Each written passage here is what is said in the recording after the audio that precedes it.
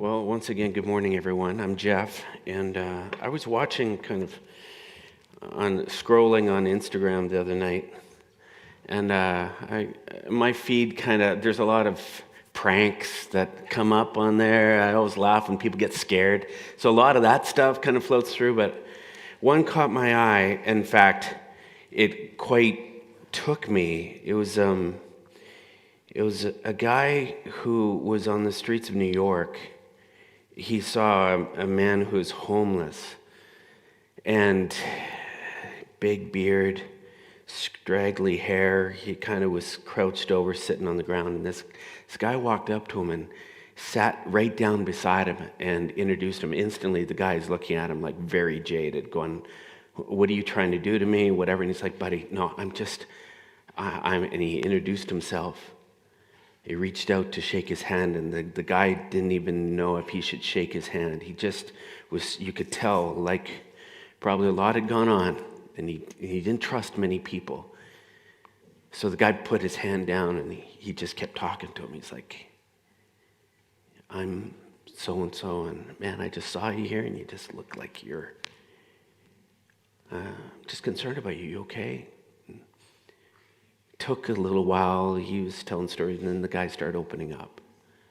Finally, he said, "Hey, my name is," and he told him his name. And he says, "How long have you been down the streets here?" And they got into this conversation. He says, "You hungry?" He says, "I'm a little hungry." He says, "Could I buy you something to eat?" He said, "That would be great." So they went and got some food, and after a little bit of talking, you could just see this hard layer just starting to wear, getting thinner and thinner. And in the course of the conversation, he was like, "How long has it been since you got your haircut?" And they were kind of joking around. He says, "It's been a long time." He says, "You want a haircut?" He's like, "Actually, I would love a haircut." He's like, let's get you a haircut." So he takes him in, and he's in this barbershop, and they're mowing the beard, they're cutting the mane. I mean, his hair was everywhere. And then comes the reveal, and he looks in the mirror, and he's like, you couldn't believe the change. He says, "You need a new pair of pants." He says, "You gonna get me a pair?" He says, "Yeah, let's go get you some clothes." So they go out clothes shopping. And within, I don't know, it's hard to know, but within a few hours, there's this guy standing in front of this mirror in this men's store. And he is just, he can't believe the change. He's like, I can't believe this is me. I forgot who I am. It was just, so I'm scrolling, looking at pranks, and then I'm watching this video, and I'm like, oh my God. Whoa. There was just something about this video that just so arrested me. Something so beautiful about this act of kindness.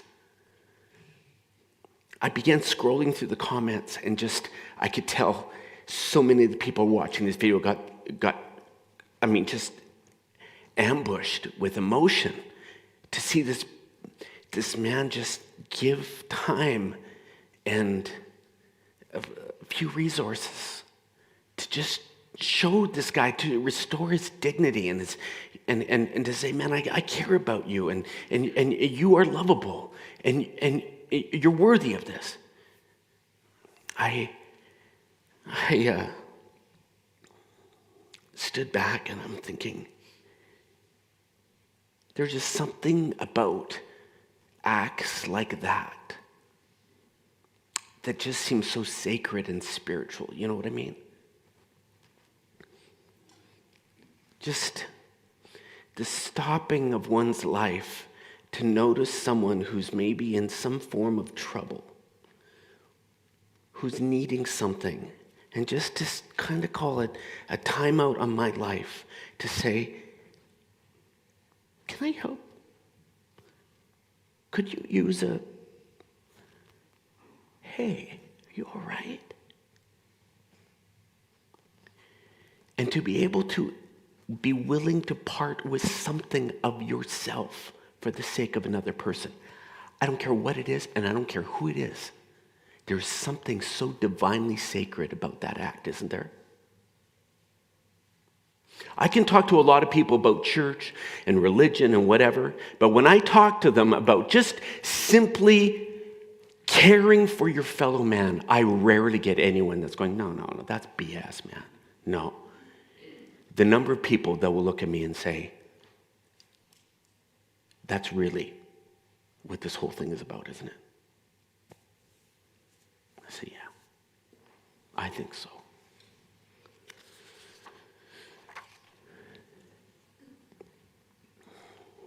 If you look back over the tradition that we come out of, our ancestors were talking about this kind of thing non-stop. It was James who said, real religion, the kind that passes muster before God the Father, is this. Reach out to the homeless and the loveless in their plight. Other translations say, care for the widow and the orphan. Care for the most vulnerable. Paul said, just don't be selfish. Don't just look out for yourself. Look around. Invest yourself in the interest of others. He said, look at Jesus. Just look at Jesus for a second. He gave up divine privileges. He took the humble position of a slave. Our ancestors spoke of these counter-cultural, unselfish acts of kindness that can be done in anyone's everyday life as something being foundational to the spiritual journey. It's like this is the essence of this thing. It's the heart, kind of the true religion. It's the purest form. You know, a number of years ago, and it's been quite a number of years ago now, as church leaders, we began to recognize that we had a problem here at Friends. We had a problem with this reality of the true essence of pure, undefiled religion being this kind of picture. And I'll tell you why we had a problem, because we were promoting a spirituality that didn't necessarily look like that.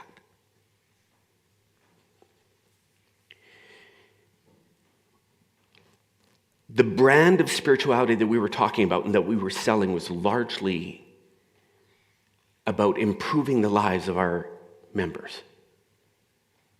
It was selling a spirituality that would make you better, give you a better life. We could offer, for some, forgiveness of sins. That was a perk of membership.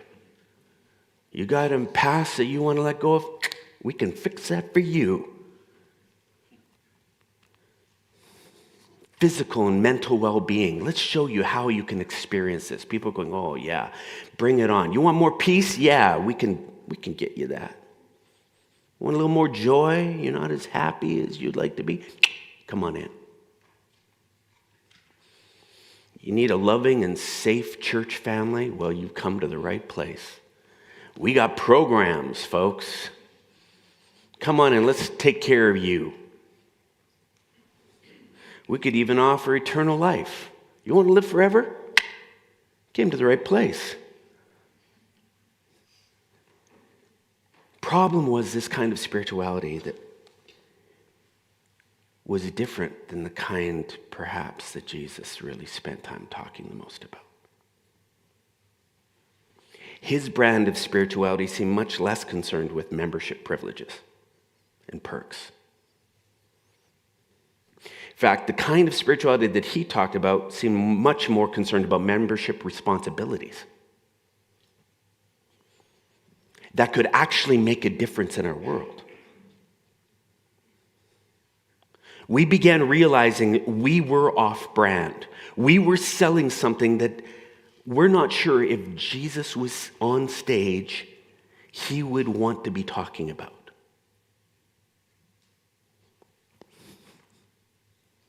This was disturbing.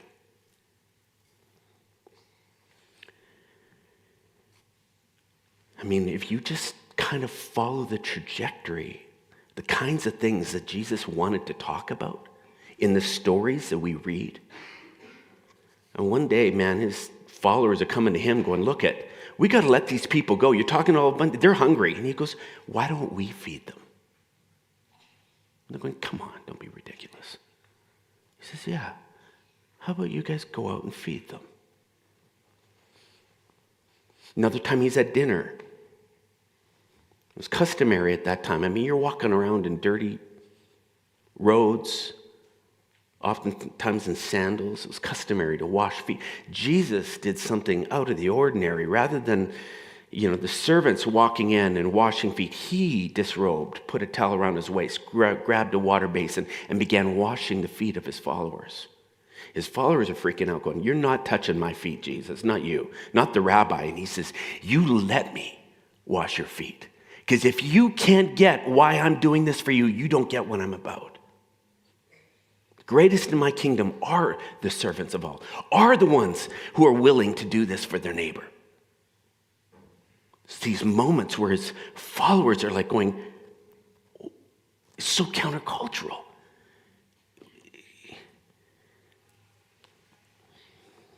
He said, you're the light of the world. Get out there and do good deeds. And let your light shine. You'll walk in a room, and with your good deeds, you're going to light up that room, and those who can't see will see. He talked like this. He's not talking about perks. He's going, no, this is what we do.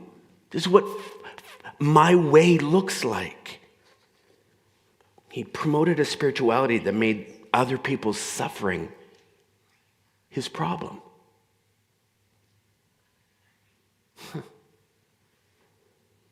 And he didn't just talk about it, he just role modeled it, it seems.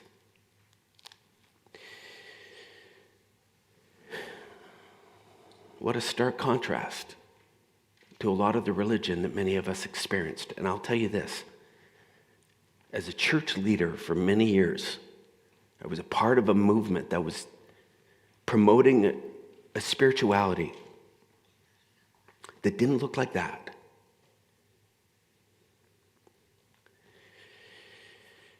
It's not the skepticism and the cynicism that exists today around religion. It's not hard to figure out why it's there. If I could get $1 for every time I've heard someone describe religion as self-serving, as kingdom building, as narcissistic, from the outside looking into religion, much of religion, it can appear to be a very self-absorbed community.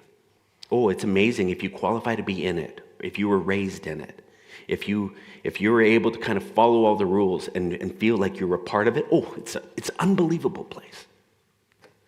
But if you're outside the walls, it can be cold, it can be judgmental, it can be exclusive. There's a reason why people aren't excited about walking into a church, because they have a feeling what they're in for. As leaders, we began to realize just how off-brand the spirituality we were promoting had become.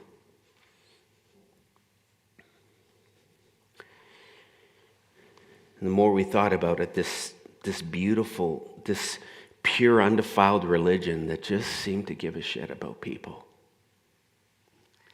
we knew it has the power to change the world.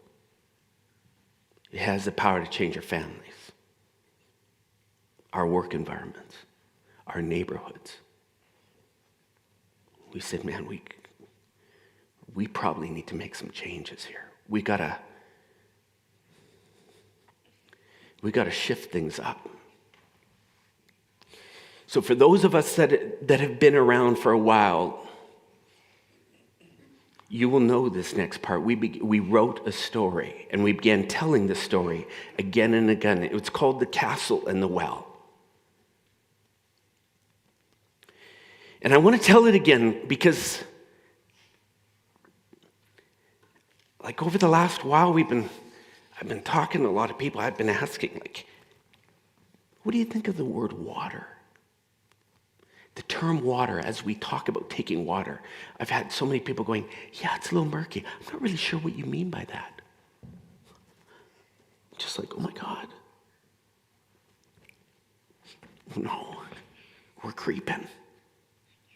It's a story of a landowner who on his land discovers this natural spring of water. And so he builds a well to capture the water. And as a result, this landowner prospers. His crops succeed. He has large herds that are just incredibly healthy. The water is so valuable. He prospers. The neighbors around the community begin to hear about his water. And they begin coming to this landowner and asking, would you share some of your water with us? You see, the man was a generous landowner. And he said, absolutely, come on, let's get you some water. And as a result of this man's generosity and the abundance of water, the entire community began to succeed, prosper. There was incredible harmony and peace in the land.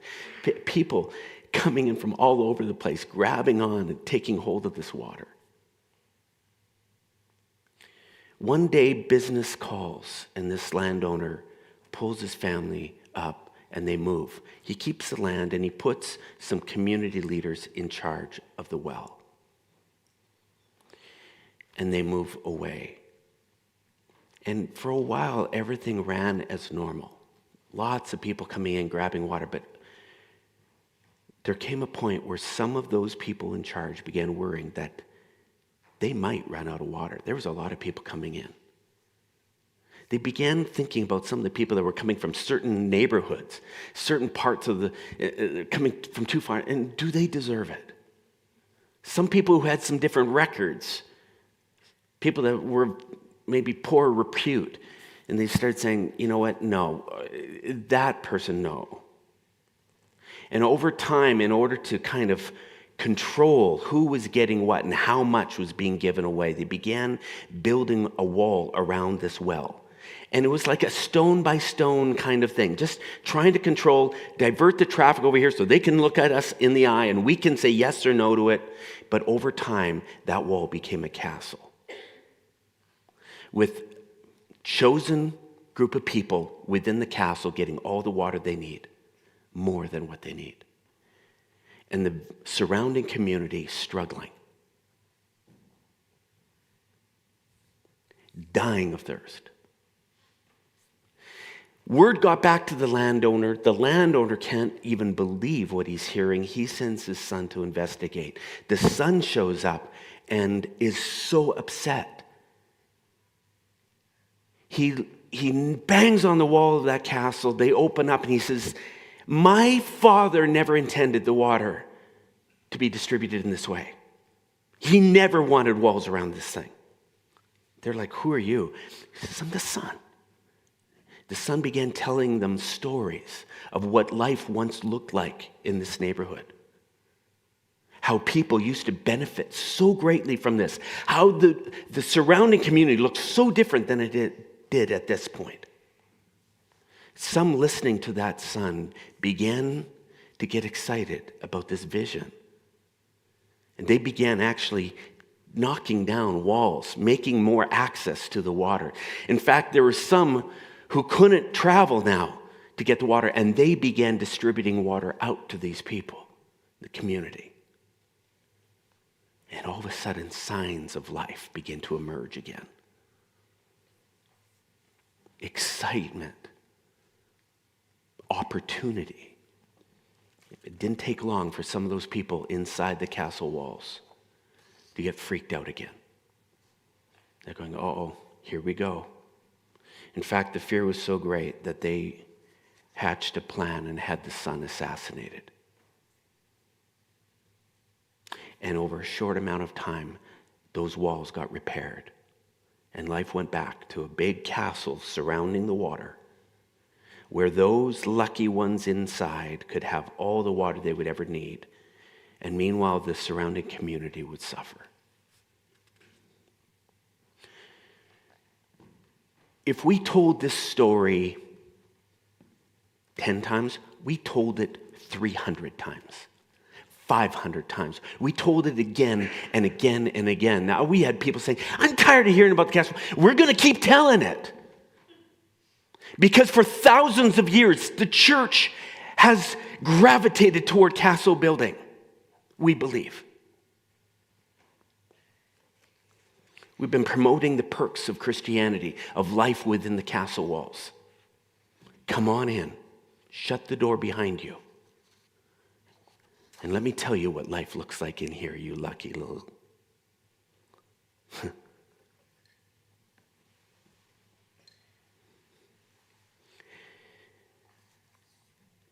We said we can't be castle wall builders. There is something about spirituality, about sitting on the road, giving of your money and your time, and your ear, and your love to people who need it. That is the most deeply spiritual thing we got. It's the heart of this thing. It's the water. So we're going to take it. We're going to take it. We began just pounding this vision.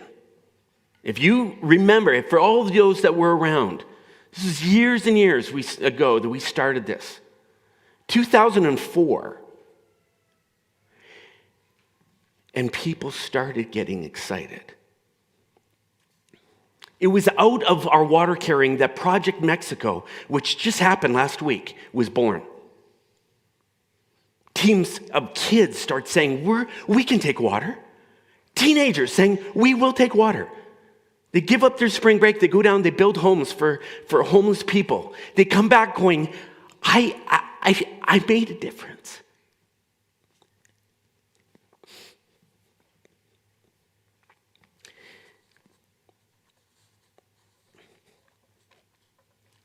We initiated a huge project in Guatemala.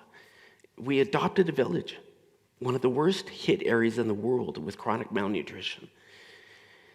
We went in and we built clean water systems, wastewater systems that wouldn't damage villages further downstream.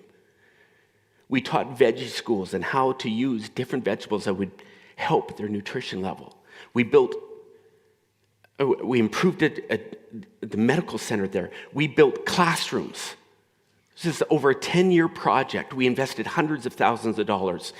People within this community saying, let's just give a shit about people that we might never, ever meet who need help. Locally, some people began signing up to volunteer for various organizations. This was just so amazing. We'd hear about the different ways people were taking water. It was in this era that some of us began donating blood, different blood products. There's a hairdresser within our community began cutting hair of homeless people down to mustard seed. Some began making lunches for kids going to school hungry. There was a family I remember, I was just reading through these stories. A family showed up one Sunday, pulled us aside, said, look, we're at a silent auction. We won a trip for 4 to Disneyland. Remember this, Vince? I don't know if he's here. Do we know a family who would never have a hope of going to Disneyland that could go? This is for them. Let's find them. Let's find a family who never would be able to. Oh, the joy in this family as they're saying, can we look? Can you help us find one? Oh, I love seeing the pictures. There's some people who heard about a single mom kind of on the run in a difficult place, but now having to find a place, so they rounded up amongst this small group of people within our community money for her damage deposit. They said, we're going to get you in a new place. Then they rented the truck and they moved her in one Saturday. These aren't big heroic things. But I'm telling you, to watch people who had never done anything like that, to see the tangible impact of 3 hours of work, to see the way that that single mom was able now to flourish in her kids. You tell me that isn't true religion.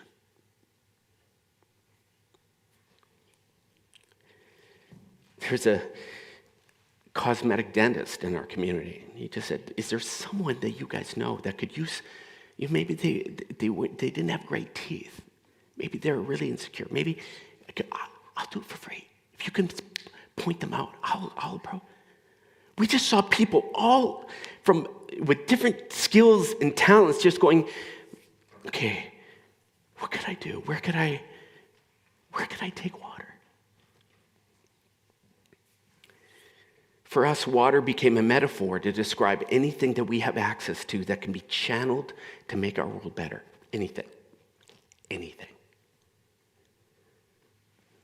So we just weekly started challenging people. Come on, take some water this week. Give a shit. Find someone. Just stop what you're doing, even for 15 minutes. Oh, man. And to watch people take this seriously, it was remarkable.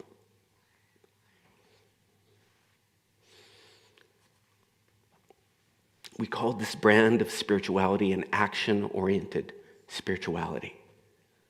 Not the spirituality that focuses on how much you know. Oh, let's hold a Bible quiz and let's see how many verses you can quote. Or let's see if everyone believes the same thing, because that's what we're trying to do. We're trying to get everyone believe in certain things. No. This action-oriented spirituality was a way of life. It's a way of life that prioritizes any learning and growth that needs to be done, that enables us to be able to make our world physically, emotionally, mentally, relationally better. That's spirituality. Learning, stretching, trying, anything that can equip me to live a life that is just a blessing to those around me. Yeah, does it make my life better? Yeah, it's a byproduct of it. Anything wrong with that? No. But the goal isn't just this, get inside the walls. I'm safe. No, the point of this spirituality is being a conduit of good things to our world.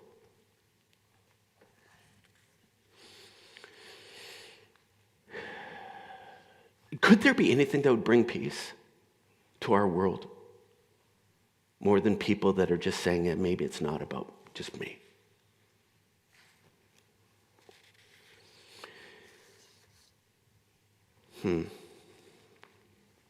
So over time, we've watched people who do this regularly, who've made this action-oriented spirituality their way of life.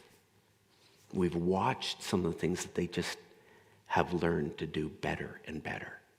And I want to just talk about a few of them this morning, because I have a feeling that you're here this morning not because you need a perk benefit type of spirituality. I don't think that's why you're here. I think actually you're here because you believe in this kind of spirituality.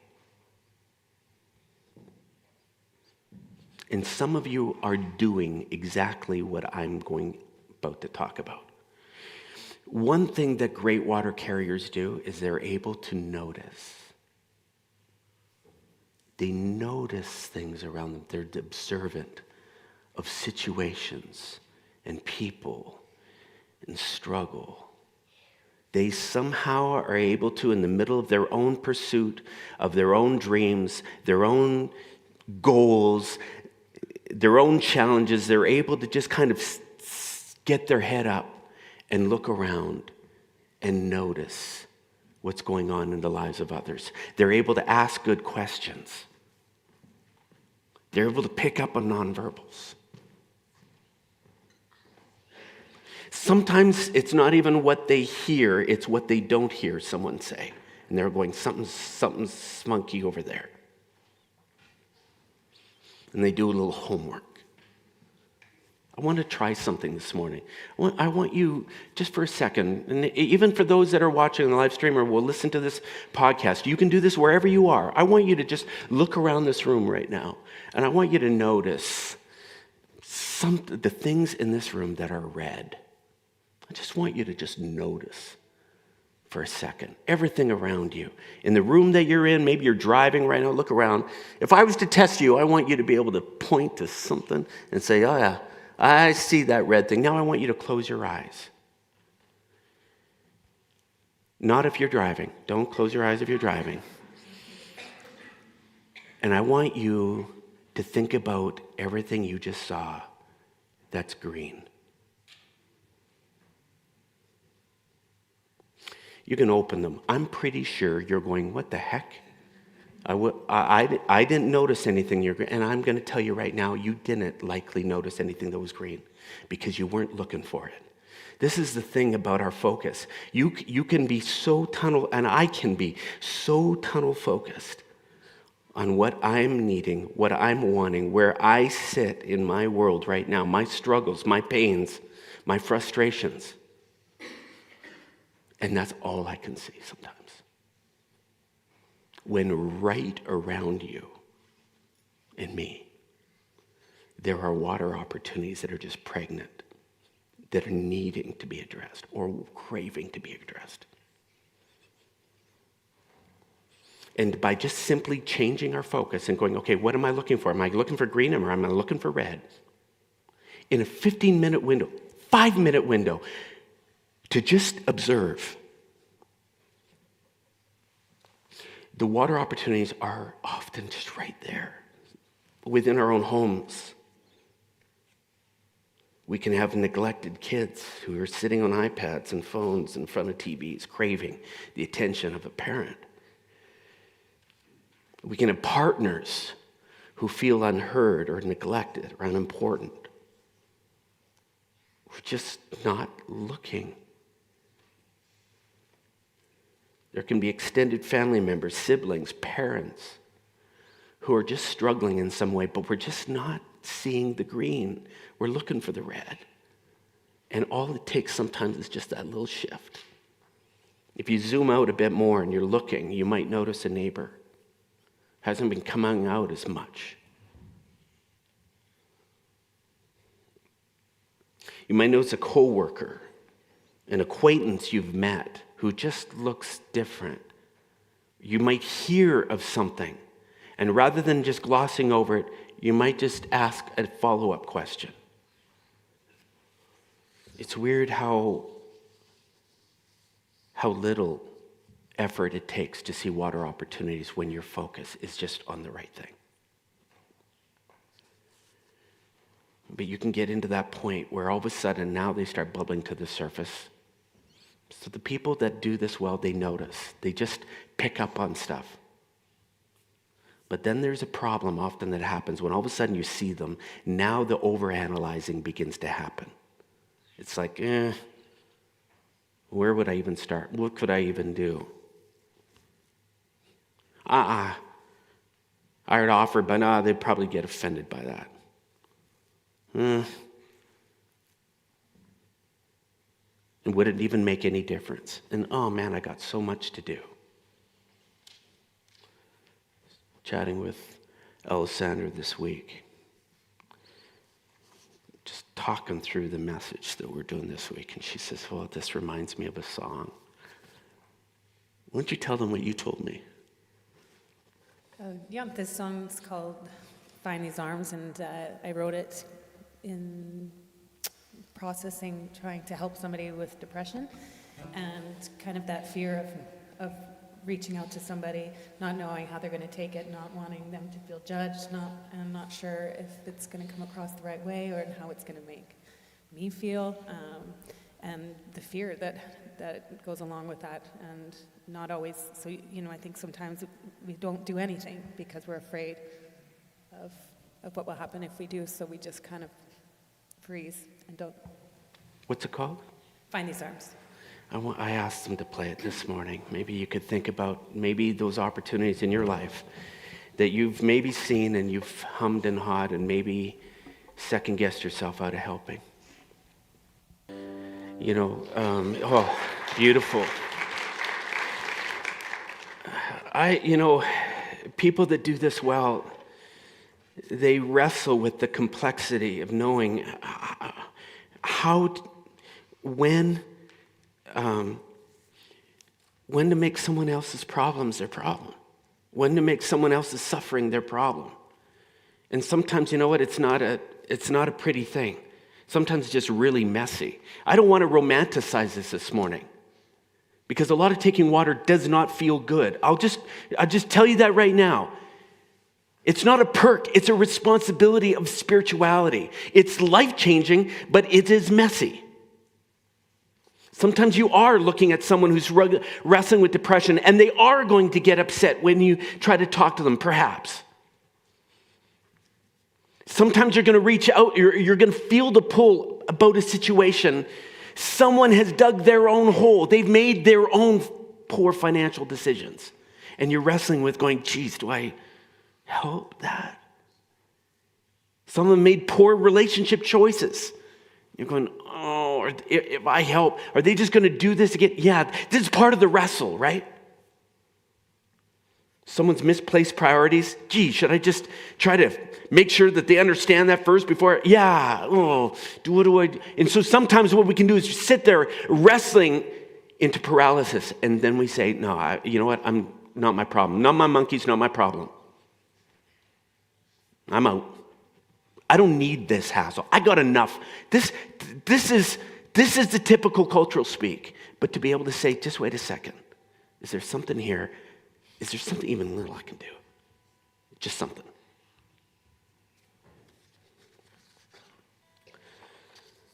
There will be times when you will reach out with the best intentions and someone's going to refuse your help.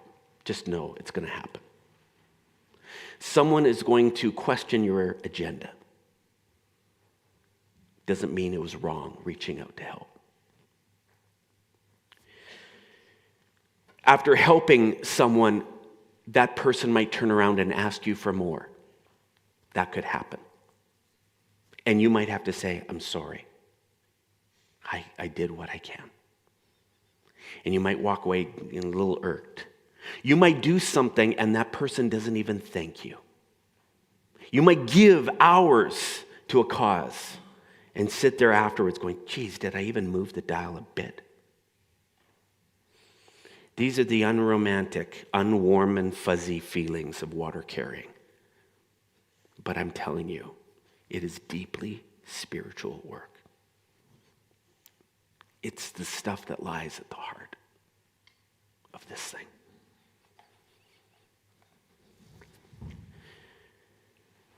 This morning, I want to bring you back to what we believe is true religion. And I want to invite you to avoid castle syndrome. May we never be a castle building community.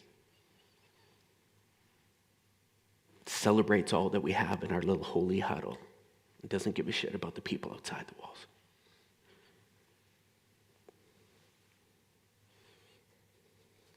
Simply be willing to make someone else's suffering your problem, in whatever way that might look like. Find your water. Can you imagine if we as a community could collectively, over the course of this year, find so many different water opportunities? We're just giving of ourselves. Here's the beautiful thing about water. It's like, as much as you can give away, it's like something gets replenished inside of us. There's some part of our wiring of humanity that is actually somehow regenerated in this process. Some of the people that hate their lives the most are the ones that never, ever figure out how to give it away. Would you be willing this week to take some water? Notice, maybe that's where it starts. Maybe at this point, it's been tunnel vision. You're looking for red, but you haven't been thinking about the green. Even in the midst of your own need, even in the midst of what you would feel like crisis thinking, feeling like your life is a dumpster fire right now, let me challenge you something. Even in the middle of chaos, for you to get your eyes up and just look for a need around you. Watch what that even does inside of you. Maybe you've been staring at needs and you've been paralyzed, trying to figure out which one will be perfect, which one would yield the best return on investment. Can I just tell you, pull the trigger and do something. Just do it, whatever it is. And you'll learn from it. And then be careful with the expectations that come with that. Be very careful with those. It could be the most important hour, not only of your week, but the benefactor.